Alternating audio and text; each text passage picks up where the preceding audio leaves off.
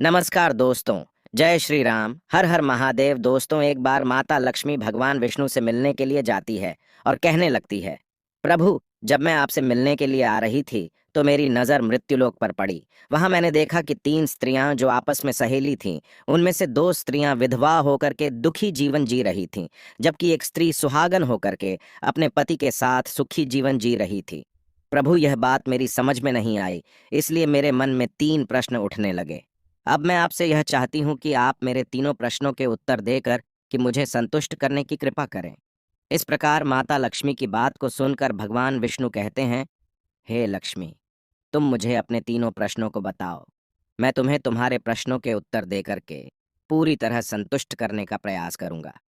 अब माता लक्ष्मी कहती हैं, प्रभु, मेरा पहला प्रश्न है, कौन सी स्त्री समय से पहले विधवा हो जाती है?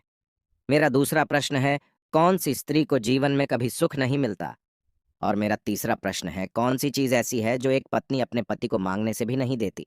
मित्रों, इस प्रकार माता लक्ष्मी के प्रश्नों को सुनकर के भगवान विष्णु कहने लगे, तुम जिन स्त्रियों की बात कर रही हो, उनमें से 2 स्त्रियां विधवा होकर अपना दुखी जीवन जी रही हैं, और वहीं पर एक स्त्री सुहागन होकर के अपने पति के साथ में अपना सुखी जीवन जी रही है। तुम जानना चाहती हो आखिरकार ऐसा क्यों है? तो मैं तुम्हें एक छोटी सी कहानी सुनाता हूँ। इस कहानी को बहुत ही ध्यान से सुनना। आधी अधूरी कहानी सुनने वालों को आधा अधूरा ही ज्ञान प्राप्त होता है, जो जीवन में कभी काम नहीं आता, क्योंकि तुम्हारे तीनों प्रश्नों के उत्तर इसी छोटी सी कहानी में समाये हुए हैं। यदि तुमने ध्यान से सुना तो तुम्हारी तीनों प्रश्नों के उत्तर तो अवश्य मिलेंगे और तुम्हें संतुष्टि प्राप्त होगी। मित्रों, माता लक्ष्मी कहती हैं, प्रभु, मैं आपकी बात से सहमत हूँ। आप कहानी शुरू करो। मैं कहानी को पूरी मन से सुनूंगी, और जब तक आप कहानी बोलेंगे तब तक मेरा मन किसी दूसरे स्थान पर नहीं जाएगा। तो मित्रों, कहानी शुरू करने से पहले मेरा आप सभी से अनुरोध है कि आप हमारे YouTube चैनल को सब्सक्राइब अवश्य करें और कहानी के अंत तक बने रहें, क्योंकि आज की कहानी आपके लिए बहुत ही महत्वपूर्ण होने वाली है। तो चलिए, आज कुछ नया सीखने वाले हैं। भगवान विष्णु कहते हैं, हे लक्ष्मी, सबसे पहले मैं तुम्हें उस स्त्री की कहानी सुनाता हूँ जो सुहागन बन करके सुखी जीवन जी रही है। जिस सुहागिन स्त्री की तुम बात कर रही हो, वह स्त्री एक राजा के नौकर की पत्नी है, और जिस नौकर की वह पत्नी है, उस नौकर को अपनी पत्नी पर पूर्ण विश्वास और भरोसा है कि वह पतिव्रता है, जिसकी महिमा वह अपने साथियों में बार बार करता है। एक दिन की बात है, उस राजा के नौकर ने अपनी पत्नी की प्रशंसा इतनी की कि यह बात धीरे धीरे फैलते हुए राजा के दरबार तक पहुंच गई। फिर तो राजा ने अपने नौकर को बुलाया और उस नौकर से कहा कि तुम हर किसी से कहते हो कि तुम्हारी पत्नी पतिव्रता है। क्या वास्तव में आपकी पत्नी पतिव्रता है? क्या आपको पूर्ण विश्वास है?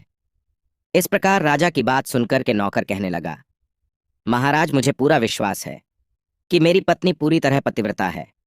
अब इस समय पर राजा का महामंत्री कहने लगता है, यदि मैं तेरी पत्नी का पतिव्रत धर्म खंडित कर दूं तो तुझे क्या सजा मिलनी चाहिए? तो नौकर ने कहा, यदि तुम मेरी पत्नी का पतिव्रत धर्म खंडित कर देते हो तो महाराज मुझे फांसी लगा देना। अब उधर वह राजा का नौकर भी मंत्री से कहता है, यदि महाराज ये मेरी पत्नी का पतिव्रत धर्म खंडित नहीं कर पाए तो इनको सजा क्या मिलनी चाहिए? तो राजा ने कहा कि मंत्री को भी फांसी की सजा दी जाएगी। मंत्री ने स्वीकार कर लिया और नौकर से पूछा कि क्या वस्तु लाऊं जिसे तू माने कि मैं तेरी पत्नी का धर्म खंडित करने में सफल हुआ? तो नौकर ने कहा, मंत्री, यदि तुम मेरे घर से जाकर के मेरे विवाह के समय पर मुझे एक मटका मिला था और एक कटार मिली थी, वह मेरी पत्नी ने बहुत ही संभाल कर रखी है, जो सुहाग की निशानी मानी जाती है। यदि तू मटका और कटार लाकर मुझे दिखा दे तो मैं मान जाऊंगा कि मैं मेरी पत्नी का धर्म तूने पूरी तरह नष्ट कर दिया है। अब शर्त स्वीकार हो जाने के बाद में वह मंत्री शहर में जाता है और एक दुती से जाकर मिलता है। वह दुती हमेशा एक दूसरे से भिड़ाने का काम करती थी, और जो काम कोई नहीं कर पाता वह काम करने में वह सक्षम थी। फिर इस प्रकार उस मंत्री ने उस दूती को अपने स्वार्थ के लिए बुलाया और दूती से कहा कि देखो, एक व्यक्ति है, उससे मेरी शर्त लगी है। और फिर उसने उसे शर्त के बारे में उसको सारा कुछ बता दिया। फिर उससे कहने लगा, तू कैसे भी करके उस स्त्री से मेरा संपर्क करवा दे। तुझे जितना धन चाहिए मैं उतना धन दूंगा। इस प्रकार मंत्री की बात सुनकर के दूती कहने लगी, भाई, तू उस औरत के बारे में बात मत कर। वह औरत पूरी तरह से पतिव्रता है। तेरी ओर थूकेगी भी नहीं, तेरी शक्ल भी नहीं देखेगी, और उनके परिवार के व्यक्ति खूंखार है, तेरी खाल उतार लेंगे। तो मंत्री कहने लगा, ठीक है, यदि तू मेरा उससे संपर्क नहीं करवा सकती है तो एक काम कर दे, उसके घर जा करके मटका और कटार चुरा कर ला दे, और उसकी पत्नी के गुप्तांग के पास में यदि कोई चिन्ह हो तो वह चिन्ह भी मुझे देख करके बता दे। फिर मैं तुझे मुंह मांगा इनाम दूंगा। यह बात दूती की समझ में आ गई और उसने कहा, ठीक है, मैं तुम्हारा काम अवश्य करूंगी। नौकर शहर में रहता था। दूती नौकर के घर जाती है, उसकी पत्नी से जाकर बोलती है, बेटी मैं तेरी पति की बुआ हूं, मैं कई वर्षों के बाद आई हूं। फिर उस स्त्री ने कहा, मैंने आपको पहले कभी देखा इसलिए पहचान नहीं पाई। और इस प्रकार उस दूती को उस नौकर की पतिव्रता स्त्री ने बहुत बड़ा सम्मान दिया, मगर उसे क्या मालूम था कि यह उसके साथ में छल करने आई है। इस प्रकार वह उस पतिव्रता स्त्री के साथ में 2 दिन तक रुकी। जिस समय वह स्त्री स्नान करने लगी तो दूती उठ करके उस पतिव्रता की कमर रगड़ने लगी। उस पतिव्रता स्त्री ने बहुत मना किया, फिर भी वह दूती नहीं मानी और कहने लगी, तुम मुझे तो बेटी से भी प्यारी लगती हो तो मना मत करो। काफी दिनों के बाद में मेरी तुम्हारी मुलाकात पहली बार हुई है। अब ऐसा कह करके वह दूती मुख पर हाथ फिराने लगी। फिर आंखों को धोने के बहाने से उस दूती ने उसे पतिव्रता स्त्री की आंखों पर पानी मार दिया और उस स्त्री की आंखें बंद हो गईं। इस प्रकार गुप्तांग के पास में जांग पर तिल था जो दूती ने देख लिया। बस उसका काम बन गया। उधर स्नान करने के बाद में जब वह पतिव्रता स्त्री रसोई में खाना बनाने गई तो दूती को मौका मिल गया और उसने मटका और कटार उस नौकर के घर से चुरा ली और वहां से एकदम से भाग गई। और जाकर के दूती ने मटका और कतार मंत्री को दे दिए और उस पतिव्रता स्त्री के जांघ पर तिल की निशानी भी बता दी। मंत्री सीधा राजा के दरबार में पहुंचा और राजा से जाकर कहा, महाराज मैं नौकर की पत्नी के साथ में 2 दिन बिताए और यह मटका तथा कटार उसी के हाथों से लेकर आया हूं। फिर तो राजा ने दरबार लगाया और नौकर को बुलाया तथा महामंत्री से सभा में मटका और कटार नौकर को दिखाने के लिए कहा। फिर राजा की आज्ञा पाकर के मंत्री ने उस नौकर को मटका और कटार दिखाई और उसकी पत्नी की जांघ पर तिल भी बताया। तो नौकर मान गया कि वास्तव में आज मेरी पत्नी ने अपना पतिव्रता धर्म पूरी तरह से भंग करवा लिया। फिर तो राजा ने फांसी का दिन 15 दिन के बाद में रख दिया और कहा कि नौकर को 15 दिन के बाद में फांसी पर चढ़ाया जाएगा। और इस प्रकार से नौकर से उसकी अंतिम इच्छा पूछी तो नौकर ने कहा कि मैं अपनी पत्नी से अंतिम बार मिलना चाहता हूँ। इस प्रकार राजा ने उस नौकर को आज्ञा दी कि ठीक है, तुम अपनी पत्नी से मिल सकते हो। फिर नौकर अपने घर गया और अपनी पत्नी से कहा कि आपने मेरे साथ में बहुत बड़ा विश्वासघात किया। मैंने आपके विश्वास पर मंत्री से ऐसी शर्त लगाई थी कि राजा के दरबार में राजा के सामने मैंने कहा था कि मेरी पत्नी का पतिव्रत धर्म कोई नष्ट कर दे तो मुझे फांसी लगा देना। अब मुझे 15 दिन के बाद में फांसी लगा दी जाएगी। मेरे साथ विश्वासघात करके तुमने ठीक नहीं किया। उस पतिव्रता स्त्री ने अपने पति को सारी बात बताई, मगर उसे विश्वास नहीं हुआ और फिर नौकर राजा के दरबार में पहुंचा तो राजा फिर उसे कैद में डलवा दिया गया। अब उधर नौकर की पतिव्रता धर्मपत्नी ने परमात्मा को याद किया और अपना भेष बदल करके राजा के दरबार में गई और राजा से नाच दिखाने की आज्ञा मांगने लगी, क्योंकि वह स्त्री बहुत ही सुंदर थी और उधर राजा शौकीन होते हैं। इसलिए राजा ने आज्ञा दे दी कि सभी मंत्री आदि उपस्थित होकर के इस सुंदरी का नाच करवाने की पूरी व्यवस्था करो।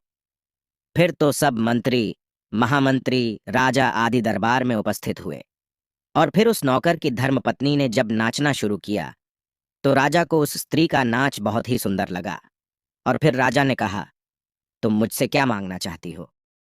तुम जो भी मांगोगी मैं तुम्हें वही दूंगा। फिर उस नौकर की पतिव्रता स्त्री ने कहा, महाराज आपकी सभा में मेरा चोर है जिसने मेरे रुपए लिए थे मगर आज तक वापस नहीं दिए, उसे फांसी की सजा दे दीजिए। अब राजा ने कहा, ठीक है, बताओ मेरे दरबार में तुम्हारा चोर कौन है, उसका नाम क्या है? मैं उसको फांसी की सजा अवश्य दूंगा। फिर उस नौकर की पतिव्रता स्त्री ने कहा, महाराज आपका मंत्री मेरा चोर है, आप इनको फांसी की सजा अवश्य दें।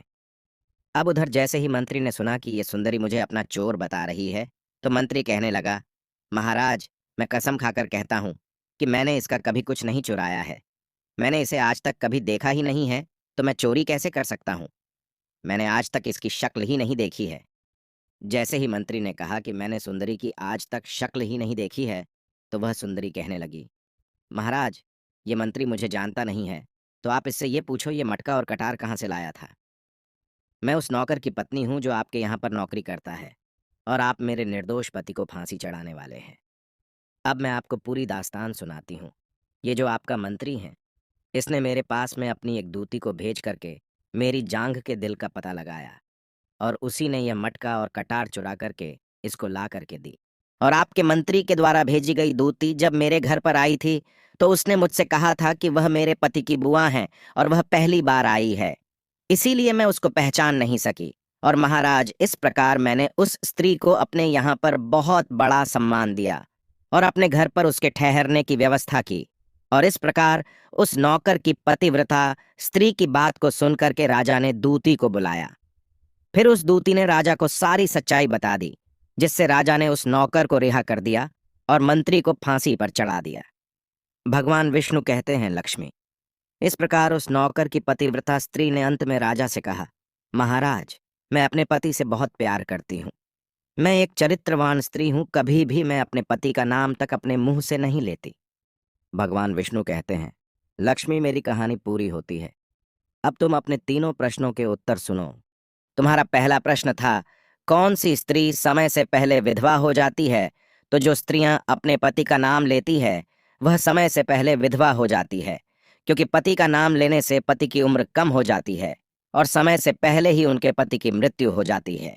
ऐसी स्त्रियां जो पति का नाम लेती हैं, समय से पहले ही विधवा होकर के एक दुखी जीवन जीती है। बस यही राज की बात है कि तुम जिन 3 सहेलियों की बातें कर रही थीं, उनमें से 2 विधवा थीं और एक नौकर की पत्नी थी जो पतिव्रता स्त्री थी।